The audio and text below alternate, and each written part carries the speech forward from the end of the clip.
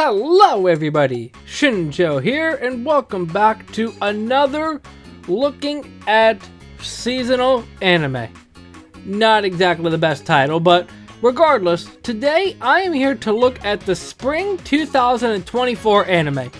So it's gonna be hard to pick up from the winter season because there's been a lot of good stuff from winter. And I tried to keep clear of knowledge on what's going to be happening in this season, so hopefully there'll be some things that I'm surprised about. There's a couple that I know, but overall, oh wow, it's this soon.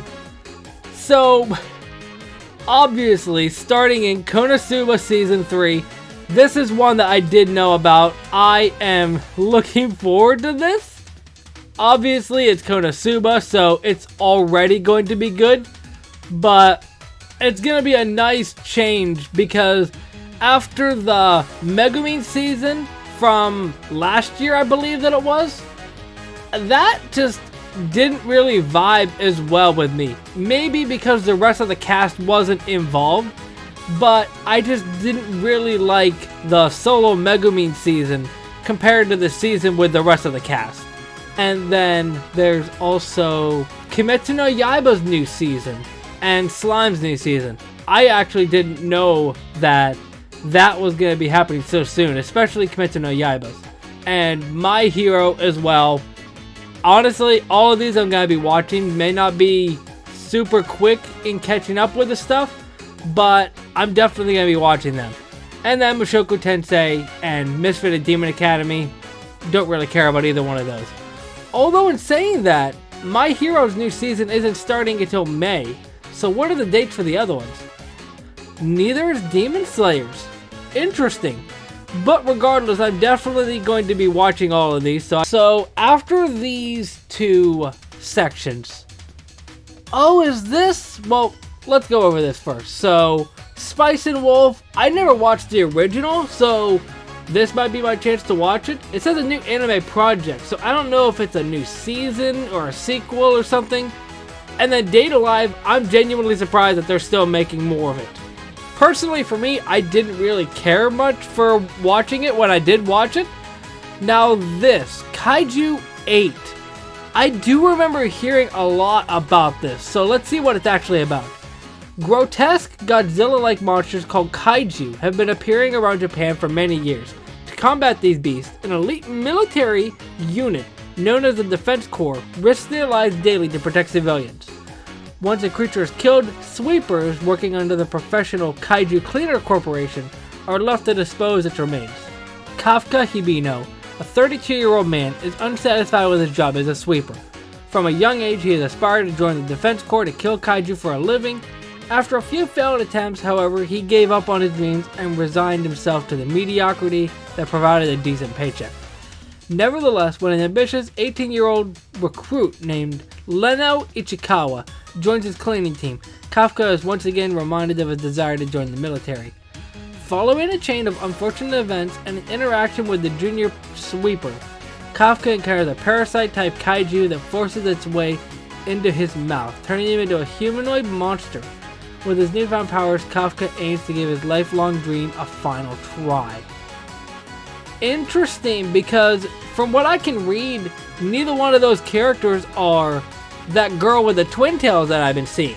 So I'm actually surprised. I didn't know much about it. I just know of the series as a whole. I'm definitely going to be watching out for this one. I honestly feel like this might be another like sleeper hit, for lack of a better term. Up next is, Laid Back Camp. New season of Laid Back Camp and Hibike Euphonium? Interesting.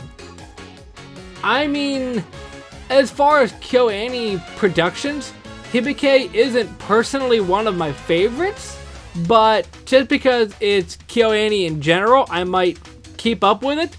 But Laid Back Camp, I'm so happy, and it's starting so early in April too. Oh, I hope it has like 25 episodes, even though that makes no sense. Now, what I'm curious about, I don't know if this has been revealed or anything like that. Laid Back Camp's movie showed the girls essentially grown up. They all have their own jobs, but they meet back together. I think they were in college as well. I'm not exactly sure about that. But I'm wondering how that's going to work, if they're going to go back to their time in high school or if it's going to be something completely different. Because this description is not giving any sort of hint at anything. Anyway, we have Sentai Daishaku, whatever it's called.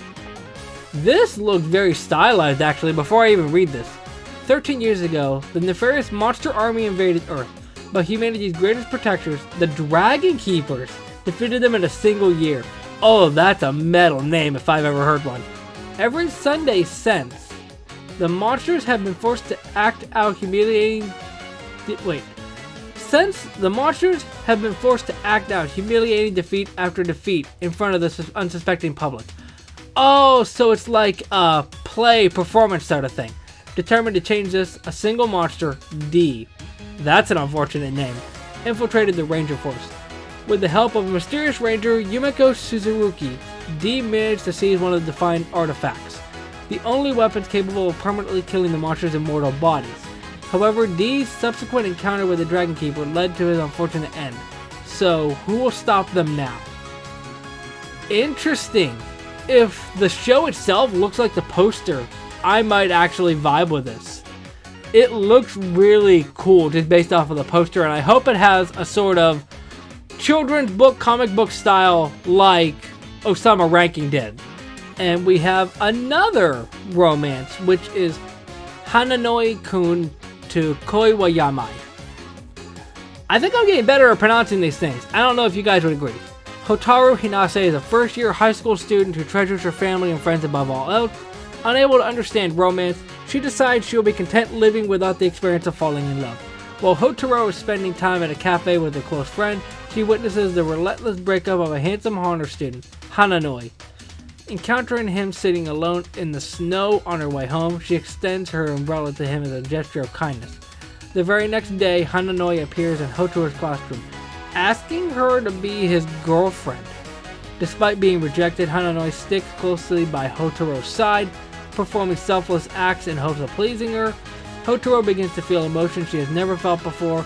Believing that these emotions could blossom into love, Hotaru agrees to date Hananoi. Yeah, I guess? I don't know. Even though I haven't really watched a lot of it, it's hard to go into high school romance shows when there are shows like... crap, what's it called? A Sign of Affection that's airing right now, where it's actual adults in the setting instead.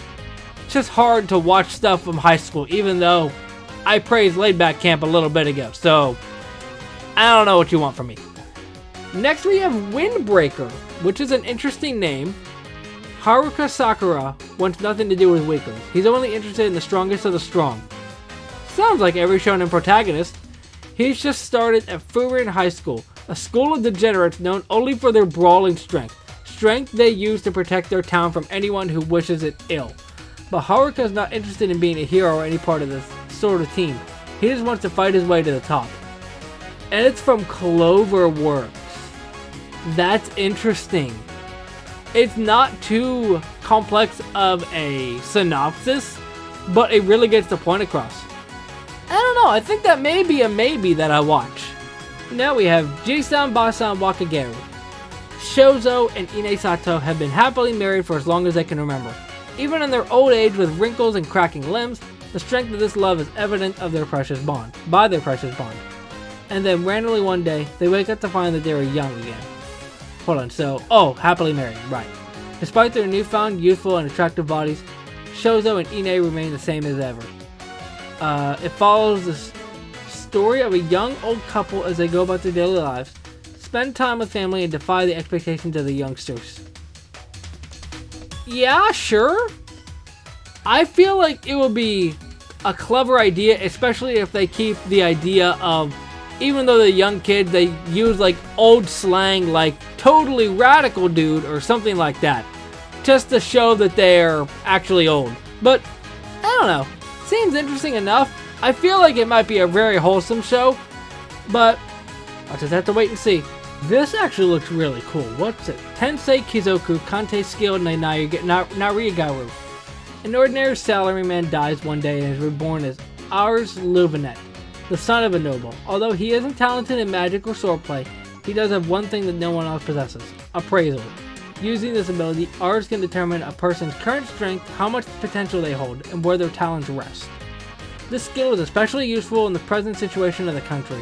Governments corrupt, revolts occur more often than not, and nobles far and wide are strengthening their fortifications in preparation for an all-out war. With this in mind, Ars realizes he too must prepare by gathering talented people. A persecuted foreigner unparalleled with the sword, a slave with an unknown talent for magic, and a timid boy with an unquenchable thirst for knowledge. Such talents lend Ars their support as he aims to create the more powerful territory. Yeah, never mind, it's just a poster. The show itself just seems kind of there. Kali, well, that's Kai. Kai to Otome to Kamiyakusa. Sumireku is a busty, bookstore clerk who wants to become a novelist after some success in her youth. When strange occurrences start cropping up all around the city, she teams up with a flirtatious co-worker Ren Adashino to look into them. But Ren is hiding a secret of his own. With their combined skills of occult knowledge, what will they discover as they investigate? That seems interesting. I may keep up with that one.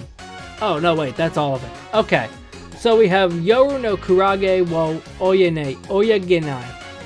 It follows a girl who spends nights wandering around Shibuya, a place overflowing with identity. Talk to JJK about that one. Unable to become anyone, this girl's life begins to change following a special encounter. The only thing that's saving this for me is Doga Kobo, and also it's an original, so that's actually going to be interesting to watch if I keep up with it week to week, because no source material might make it actually interesting. Next we have The Fable. Fable is a legendary hitman who's completed numerous jobs for a variety of clients. After concluding his latest assignment, the number of people he's killed has become too high, and he's ordered by his boss to lay low for a year. He is suggested to have to adapt to life as an ordinary citizen. He's accompanied by the woman who acts as his driver, and the two will assume new identities as siblings. However, their boss warns them that they will both face a deadly punishment if Fable kills anyone during his time off. Yeah, okay. Might watch that, might not. Sounds like it'll be funny, which makes sense because the only tag is comedy. But then we have Seiyu Radio no Uremote.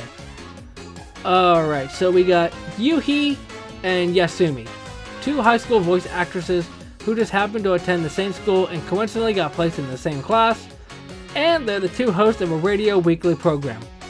What are the odds, right?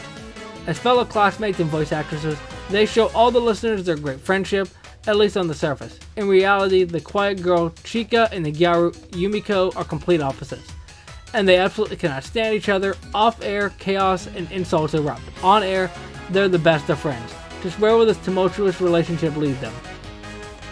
Yeah, okay. The New Gate.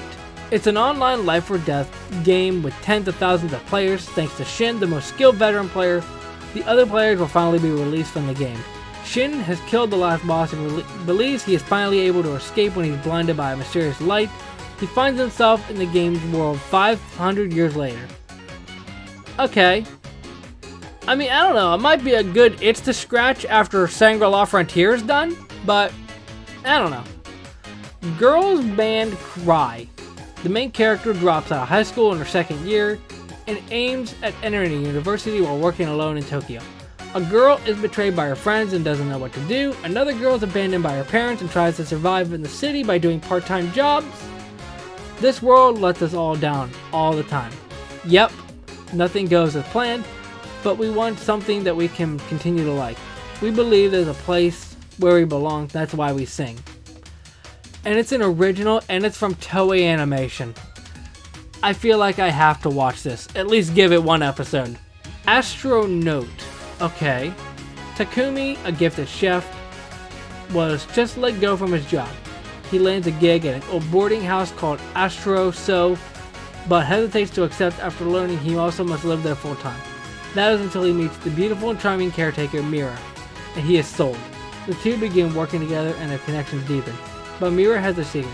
She is not from this world? Yeah, okay, that seems interesting enough. I might actually continue this. Then we have Henjin no Salad Bowl. Sosuke Kaburaba, an impoverished detective, meets Sarah, a princess from another world with magical powers. They start living together and Sarah quickly adjusts to her life in modern Japan. Yeah, I'm sure she does. That's really nice. Moving on. Kumasu trained Doko Ikyu, a certain town in the suburbs. This was not an ordinary countryside town that you could find anywhere. The residents were experiencing a strange phenomenon, but even so, Shizuru Shikura held a strong desire. She wanted to see her missing friends again. Her and her friends venture out into the world outside, taking an abandoned and motionless train, not knowing if they will make it back alive. What awaits them at the last stop on this running doomsday train? And it's an original too. Yeah, I might actually watch this, especially since there's no genres or anything like that. It might actually be like a sleeper hit genuinely. Rasu wo Aruji wo Ariababane. The story is set in an alternate world called Yamauchi, ruled by the Yatagarasi clan, who are able to transform between human and crow forms. Yeah, that makes sense. Yukiya, a beautiful and eccentric Yatagarasi boy, is chosen to serve the young prince. While encountering various events in the conspiracy-filled Imperial Court, he forms a strange master-servant relationship with the young prince. Yeah, I mean, the only thing that's really saving it is the Yatagarasi thing, but I don't think it's worth. Alright, that is going to do it for this wrap-up of the spring season.